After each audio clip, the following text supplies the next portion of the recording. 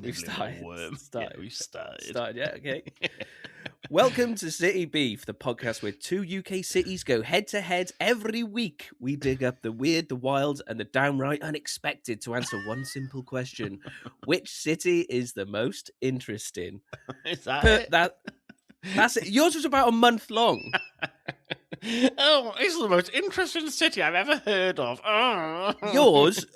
Well, go on, and you say yours. Where's yours? You do yours. Well, why don't we do mine next week, and then people can get in touch and say which. Oh is better. yeah, let's tease people for the Bible behemoth length of your intro. Strapping children, we've got a little tale to tell you about our stupid podcast that neither of us have really figured out the format or why people should listen. But we will. We'll get there. Don't you worry. What's missing from that intro? I was so anti it already. I didn't properly listen to it, so it might have been really fine and normal. I don't think I liked the end. Interesting city, because do we care?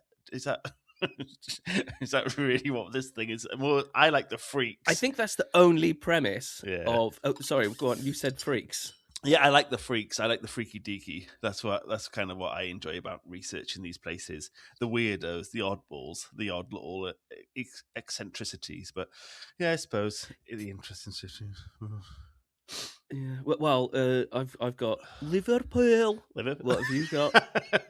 Well, I got Swindon. Can I just? Are we doing Swindon first? Swindon and Liverpool, is that the right one, or am I doing Glasgow? Yeah.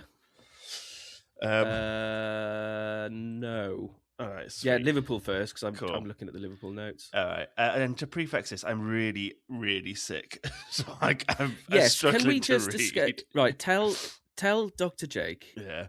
Your symptoms, because obviously we were supposed to record yesterday, but we were meant to record on the weekend, but you were a little bit hungover, and so you didn't do it. Yeah. So were you hungover yesterday? Oh man, I've been so ill, like genuinely just so ill. I went out on Saturday when after me and you were meant to record, and that's the last time I drank. Mm-hmm. And then I went to I took my nephew and niece to the pantomime, and about an hour in, I was like, I'm going to shit myself. And I had these two little kids. So it's dysentery again. Dysentery. It's always dysentery. But I've got like shivers. Dysentery. It's always going to be dysentery. But I've got like genuine shivers. And I had to take these two kids to stand in the cubicle with me whilst I absolutely lost my soul in there. So that was it was a real Christmas spirit. But I'm not. So you shitting yourself again in there? Yes, children, don't disturb me. Let daddy work. So I've actually lost a load of weight though, thanks to it. So that's the one big benefit. Positive. Yeah, that is a bit positive. But yeah, shitting yourself to death. Yeah. So I don't know. I think it's just too much Christmas cheer that got the better of me. So No. As we've discussed in previous episodes, you are prone to shitting yourself. Yeah. Very, very weak stool. If you looked at the old Bristol stool chart, I'm the worst one. I'm just soup. So forgive me if I feel a little bit slow at reading and a bit like. So yes. Apologies. So you were bedbound yesterday because of your anus. Yeah, and sadly not such the first time. Yeah, what a little milksop you are. I'm such a Victorian man. But anyway, come on, we persevere. Did you have a nice Christmas? Loved it. Yeah. I've drunk every single day though. Really? Yeah. Did I shit myself? No, and that's not a common question that you've just asked individuals, by the way. I often do drop it in. Did you shit yourself over Christmas? And you had your big party, didn't you? You had your big fundraiser. Oh God, yeah, it was awful. Why? Just mega sesh. Well, it was mega sesh because of how nervous I was, and I think we both suffer from social anxiety. So best thing to do is to host a massive party for everyone. Yes, everyone trying to speak to me and me just trying to hide from every conversation, but they paid to see me. Yeah, it was awful. But it was a good turnout though, wasn't it? And in terms of being a success, it was as in like what you wanted to achieve. Oh no, yeah, it was amazing. It really was. Yeah, we had loads of local people playing.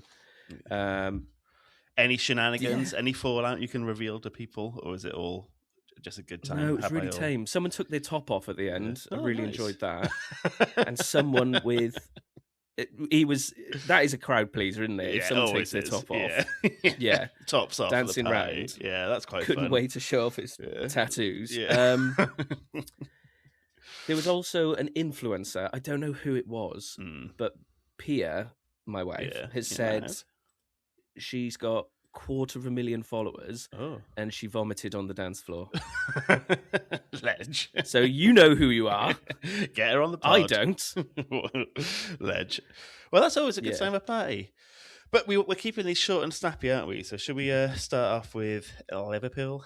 And you start off with your first point for why it's better than Swindon, which I'm going to probably say you're right.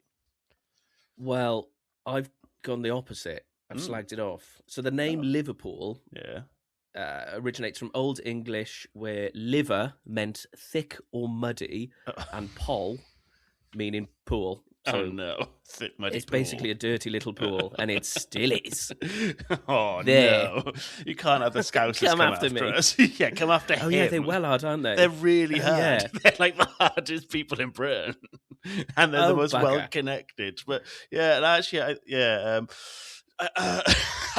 you know, I'll last time when you made me detract myself from saying things about Christmas, I feel like this is one of those vibes again, which the listeners wouldn't have heard. But I'm going to retract everything I said there. I've actually been to Liverpool, and it is bloody lovely. But you're the little you were just you're the little you were just so Christian in your approach. It was offensive.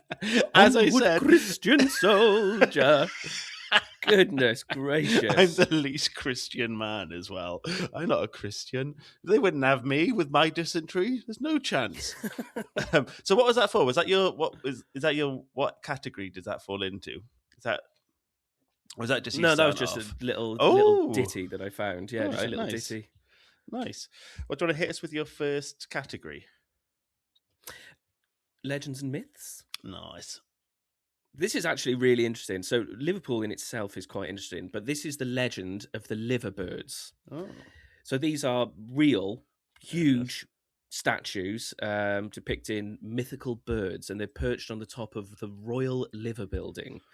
And it's one of Liverpool's most recognisable symbols. So, you know, on the Liverpool football top that they wear while they're playing soccer.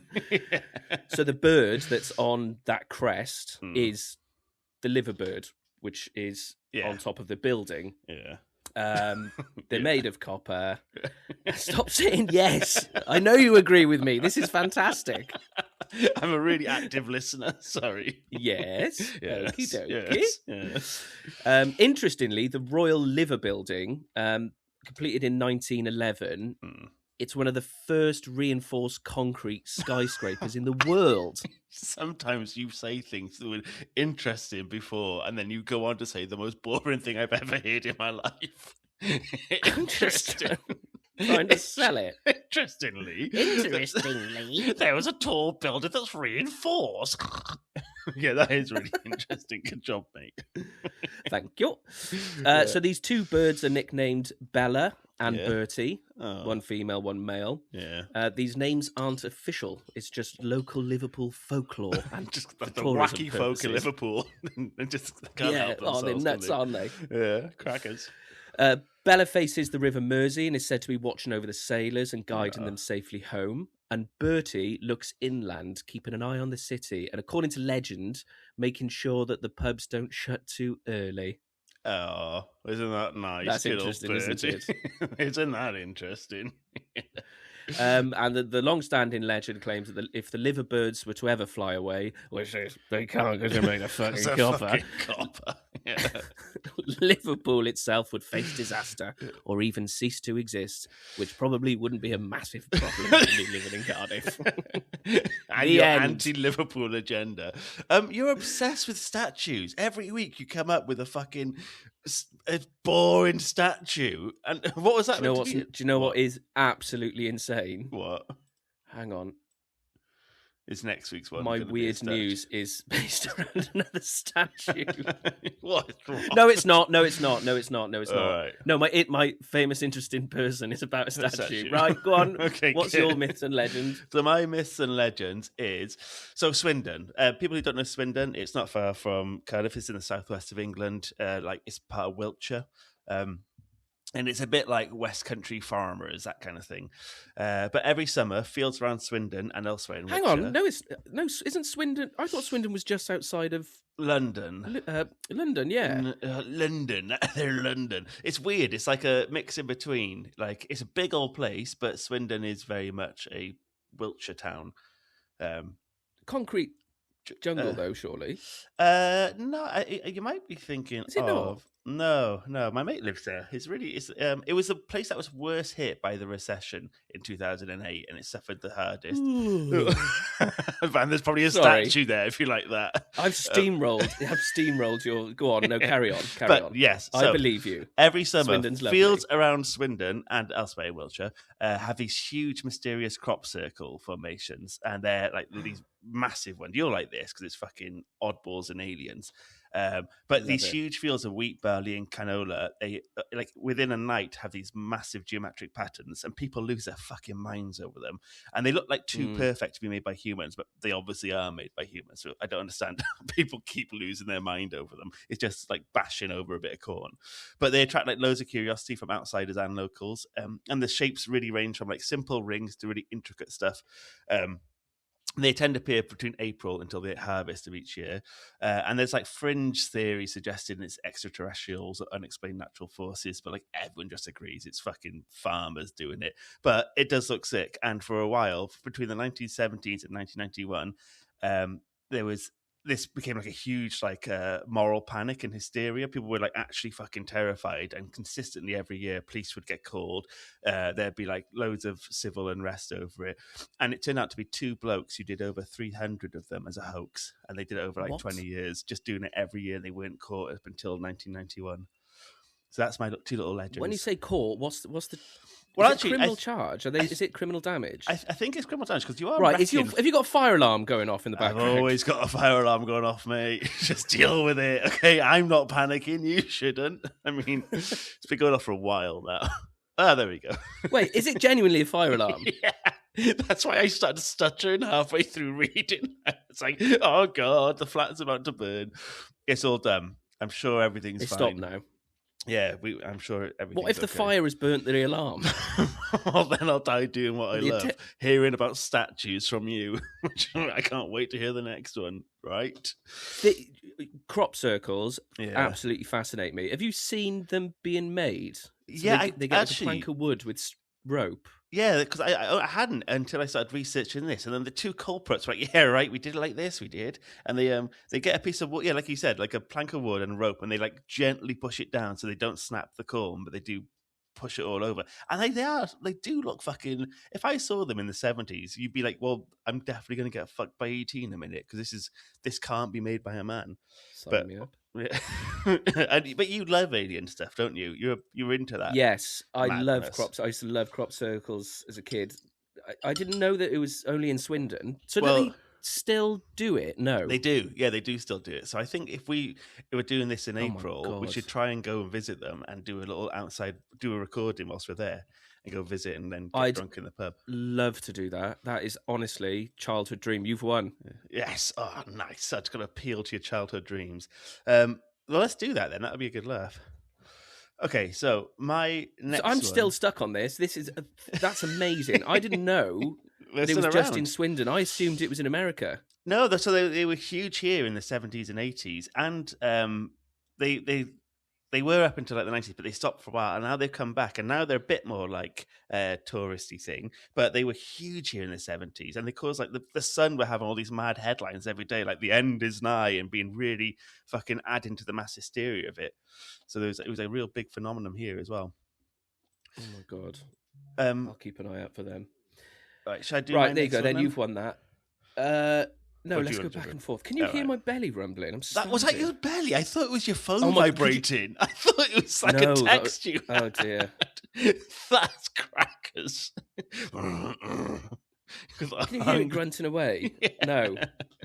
I've got dysentery and you're an absolute hungry bitch. This is the lamest part. Because it's that Yeah. Christmas period, isn't it, where you just constantly eat. Yeah, mate. Or in me, the opposite of eat. You constantly expel. But, you know, at least... Disgusting. Yeah. Disgusting, mate. Disgusting. Right. Come on, Right. keep on track. Come on. Crime story. This is the story of William Herbert Wallace murder mystery.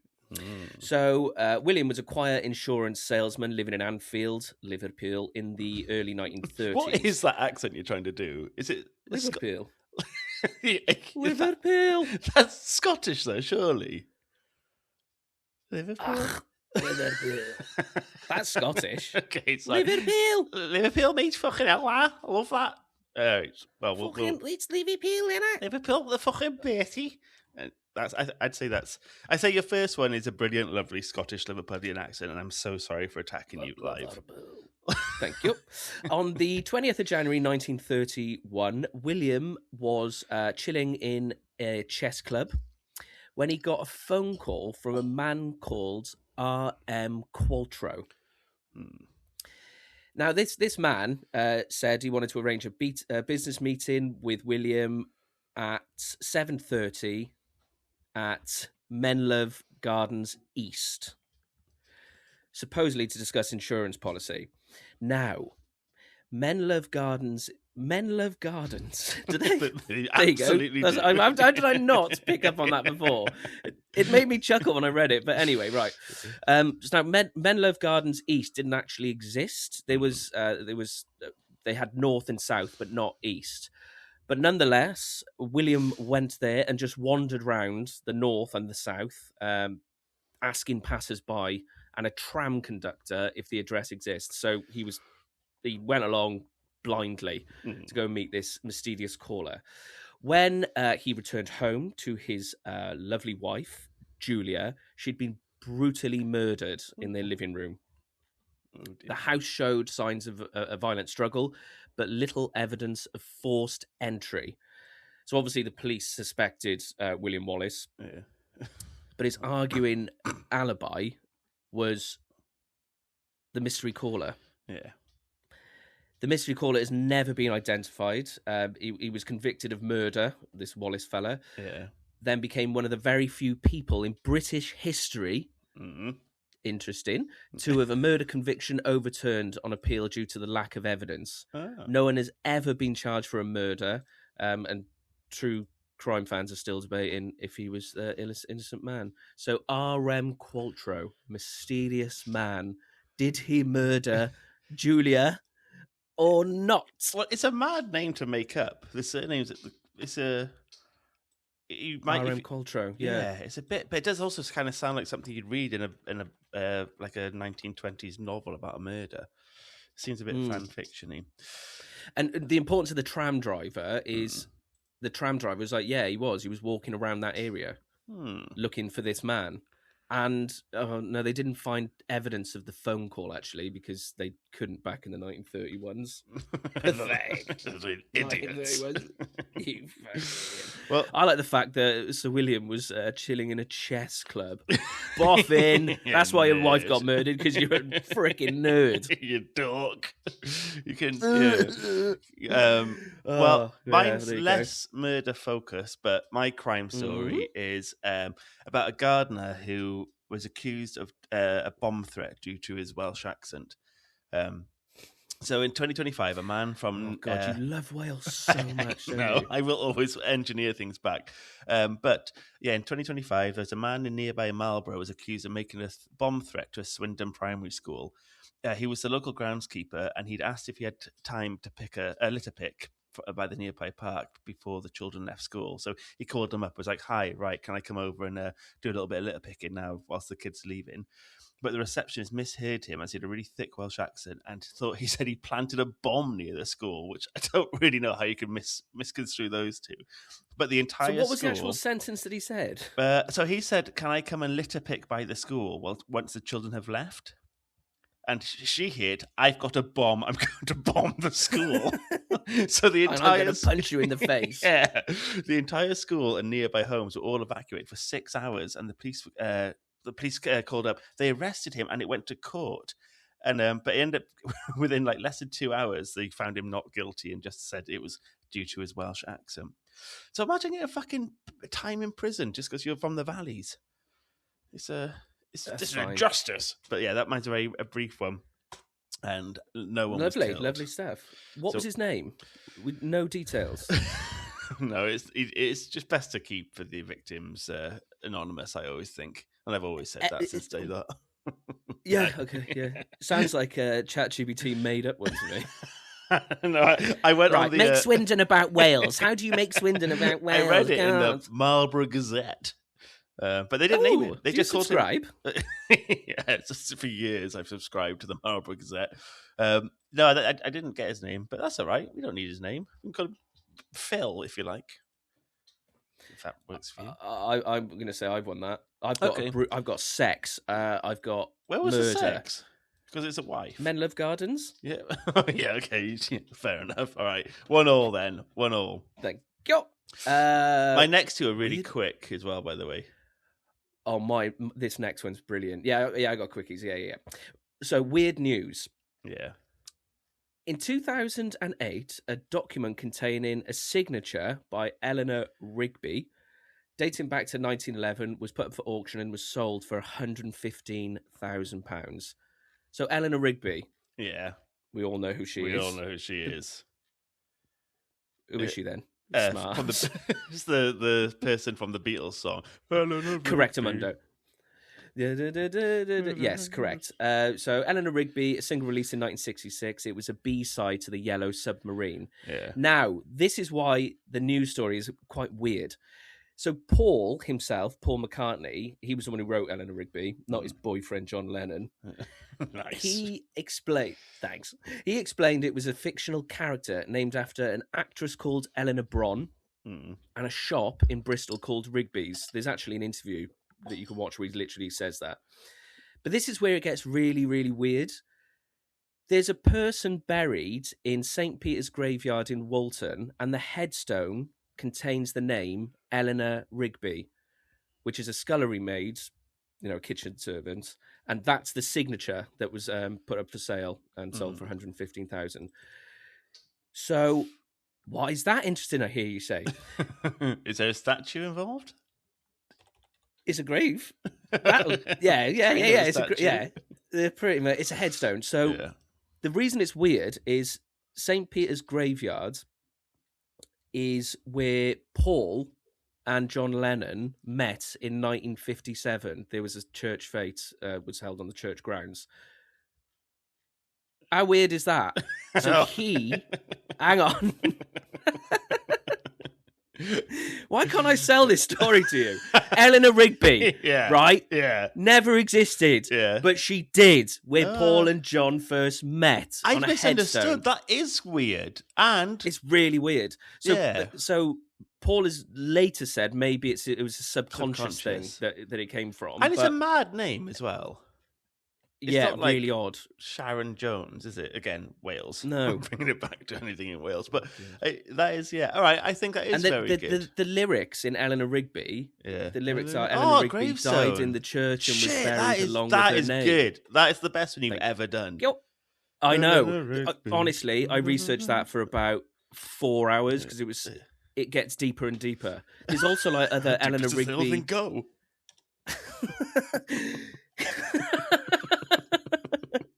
Good God, Frank! We're going to have to go way back on this one.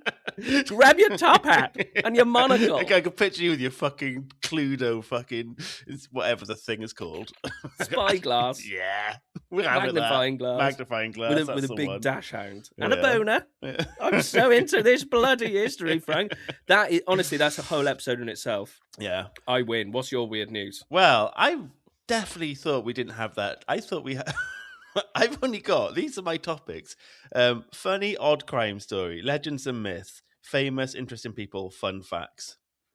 So, have I missed one? I thought we had weird news. Yeah, weird news. I added weird news into like legends and myths, maybe. So I must have biffed that. So you win on default for that one. Because Well, why don't I make that my famous, interesting person? All right. Yes. Okay. Cool. And then my famous, interesting And the person format remains. is Billie Piper. So I'm pretty Jesus. she was born in Swindon. Billie Piper became one of the most popular pop stars of the teenager. And you think it stops there? Fucking think again. Yes. She became huge in roles such as Doctor Who. And I also think she was married to Lawrence Fox, who's that really right-wing guy on Twitter, who she then divorced. And No, wasn't she married to... Oh, what's his name? The ginger guy with glasses. The presenter. Famously. Oh, yeah, maybe she was, actually. I know it's someone famous. Let's have a quick Google. That's the only interesting thing about Billie Piper is when she was like 12, she was going out with that ginger guy. No, we were both right. She was married to, in 2001, she married Chris Evans and then divorced in 2007 and then married again in 2007 to Lawrence Fox, who is an absolute cunt, and then divorced in 2016. So maybe she is more interesting than the spooky remains of Eleanor Rigby. But I'm going to say for once, no. I think you won that quite categorically. So I've won the whole episode. Well, what was that? That's 2-1, isn't it? Yes! Hang on, there's still one more thing. Finally! Oh, wait, what? There's still one. Isn't there fun fact? Isn't that one we got left to go? Oh, God. Okay. Wait, I've actually got another famous, interesting person.